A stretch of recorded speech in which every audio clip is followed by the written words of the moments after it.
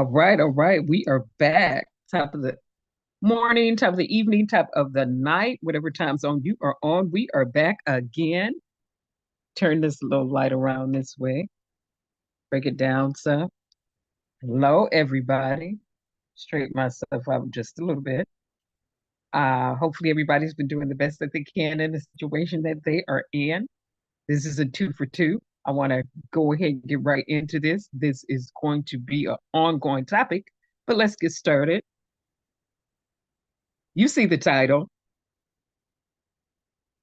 It's a Ponzi scheme. That's the way I feel about this entire election of Donald Trump. A Ponzi scheme, where you say you have goods and services and a product to offer people, but there's nothing, right? Total fraud. So let me go ahead and do the share on this. Again, hopefully everybody's doing the best that they can in the situation that they are in. Get directly to the share. We remember Bernie Madoff and the Ponzi scheme, right? Yeah, which is why the Soxley Act had to be created by legislators, that entire insurance fraudulent scheme. Do the share on this. Let's get to it. All right. Chinese entrepreneurs sued for a fraud, invest 3 million in Trump's crypto venture, right? For those who did not know, Don the Con and his family members and his son-in-law, crypto venture, digital currency, right? A Liberty crypto. So let's get to it. A sudden infusion of 3 million into Donald Trump's nascent cryptocurrency venture from a Chinese billionaire sued by the Security and Exchange Commission for allegedly defrauding investors could potentially deliver an 8-figure payday to the company associated with the president-elect. And we should not even be here saying president-elect. He is a convicted felon. He is one who was found guilty in the court of law and for defrauding, which is not new. And he was also found liable in the court of law for raping. And he attempted a coup. But let's move on. The investment has sparked new concerns about Trump's ability to potentially profit from foreign investors and his position on cryptocurrency following a presidential campaign in which he vowed to make the United States a crypto capital of the planet. Yes, we're going to have a digital currency. That's inevitable. If we're going to be the cryptocurrency of the planet, there are other nations that are light years ahead of us. That has yet to be seen. And that's my perspective. But let's move on with this article. Justin Sun, a cryptocurrency billionaire famous for his purchase of a $6 million banana art piece last month, announced his 30 million investment into Trump's backed World Liberty Financial last week, making him the company's largest investor. And keep in mind, let's go back to what was previously mentioned in this article.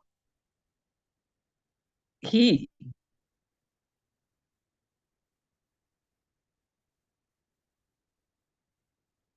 was sued by the Security and Exchange Commission for alleged defrauding investors. Okay, you defraud investors. That means you're offering investors dreams, items, or products, and you have nothing. It's a Ponzi scheme.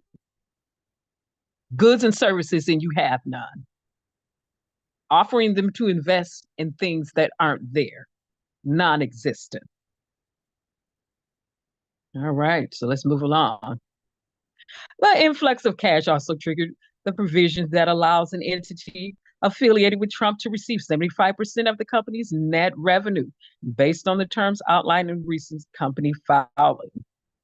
DT Marks, DFI LLC, a company affiliated with Trump, stands to profit more than 15 million following Sun's investment, renewing concerns about the potential influence on Trump's cryptocurrency position and the future of the SEC lawsuit against Sun and his company for allegedly violating security laws. Sun and his companies have denied wrongdoing. Don't they usually always did?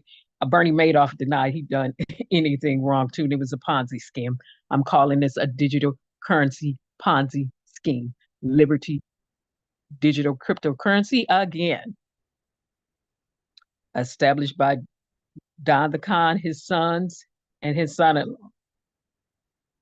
A Ponzi scheme, a digital Ponzi scheme is what I am calling it. And again, hello to all those who will be in the chat in the future. I mean, who will watch this video in the future, and if you're in the chat now.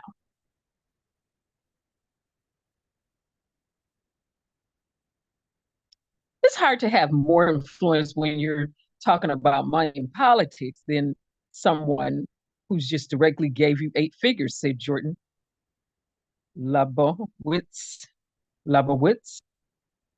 a vice president at the Progressive Watchdog Citizen Group for Responsibility and Ethics in Washington. The investment comes as Trump recently announced a series of pro-crypto nominees for his administration, including a veteran regulator of cryptocurrency advocate Paul Atkins to lead the Security and Exchange Commission and Silicon Valley venture capitalist, and we all know what venture capitalists do, David Sachs, to be White House AI and crypto czar.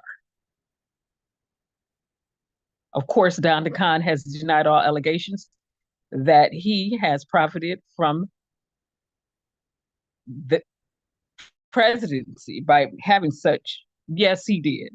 I mean, this is a no-brainer.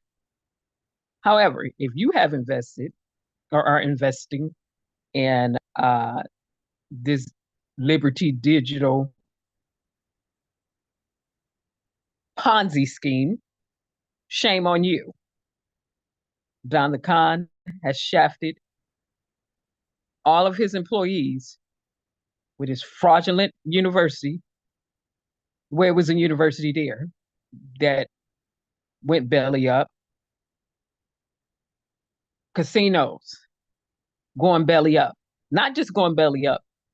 My sentiment is he had no intentions on paying those people in the first place. It was just to exploit the U.S. systems and get over per usual. Okay, so again, and the thing about cryptocurrency is, let me stop the share on this as we wrap this up and conclude.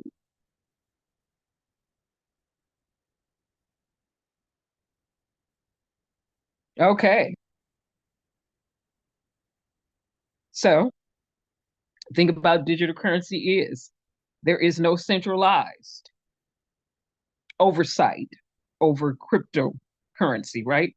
This currency. No centralized oversight. For instance, we have the Federal Reserve Bank, right? The oversight to all monies in the US. Well, the thing about cryptocurrency is no oversight department for that.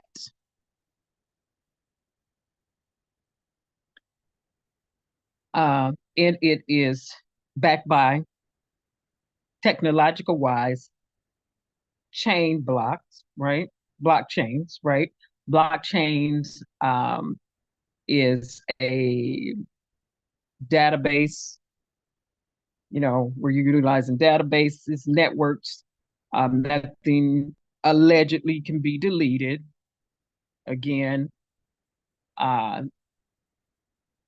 so blockchain structure on the back end.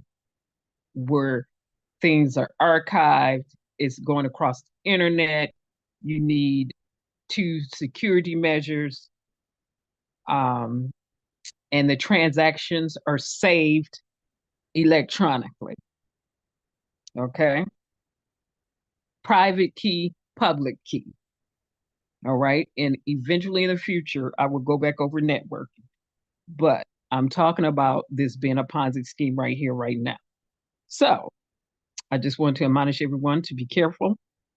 Um, and as I mentioned before, eventually the US will have a digital currency. It's going to be inevitable as the rest of the nations begin to align and devalue the US dollar or toss it off to the side.